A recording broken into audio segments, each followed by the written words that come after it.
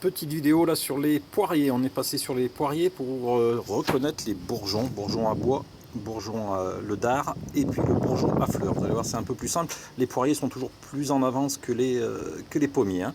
Allez, on va commencer pour le bourgeon à bois, à feuilles. Donc vous voyez, toujours ce petit bourgeon, tout petit, tout plat, bien collé aux branches. Donc lui, il fera que des feuilles, que du bois. C'est lui qu'on cherchera toujours à transformer, à tailler pour transformer en dard. Donc voilà le dard qui est ici, vous voyez la différence, très pointu. Et c'est lui qui se transformera en bouton à fleurs. Et donc voilà le bouton à fleurs sur le poirier au mois de février. Vous voyez, ils sont bien dodus, bien renflés, plus en avance que les pommiers. Donc voilà, on va chercher à avoir ces choses-là comme ça, toujours avec le même principe de branches charpentières. Donc vous voyez les branches qui sont ici, et avec les coursonnes qui se développent dessus, avec les bourgeons, les dards et les bourgeons à bois. Ici par exemple, vous voyez une ancienne coursonne où on n'a que des dards, vous voyez, très pointus.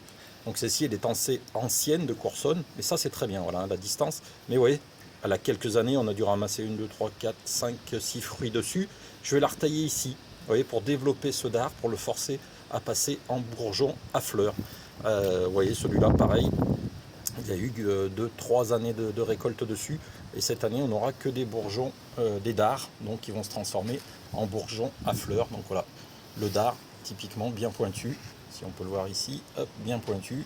Le bourgeon à fleurs, vous voyez, bien gros, bien dodu, bien renflé, qui lui va porter les fruits cette année. Donc voilà, branche charpentière et coursonne, hein. Donc vous voyez, celle-là par exemple, de coursonne qui s'est développée, je vais la garder.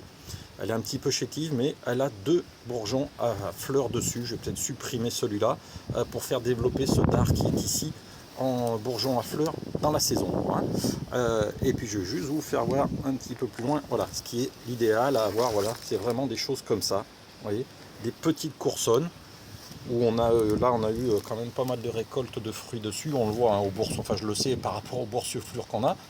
Hop, donc je sais pas si ça va arrêter de bouger, non ça veut pas. Donc ici on aura un gros bourgeon à fleurs, c'est dommage, j'arrive pas à caler la vidéo nette.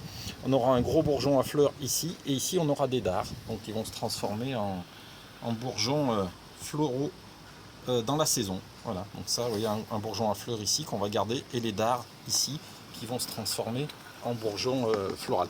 Donc voilà, c'est vraiment ce qu'on va chercher à avoir. Vous voyez, au lieu de ces grandes branches qui montent de partout, là, ici, où j'ai quasiment rien, il y a des fleurs dessus, oui, mais bon, ça, après ça va me gêner, etc. Donc là, vous voyez, sur ces arbres-là, il y a une grosse taille à faire, parce que j'ai pas bien de passage, etc.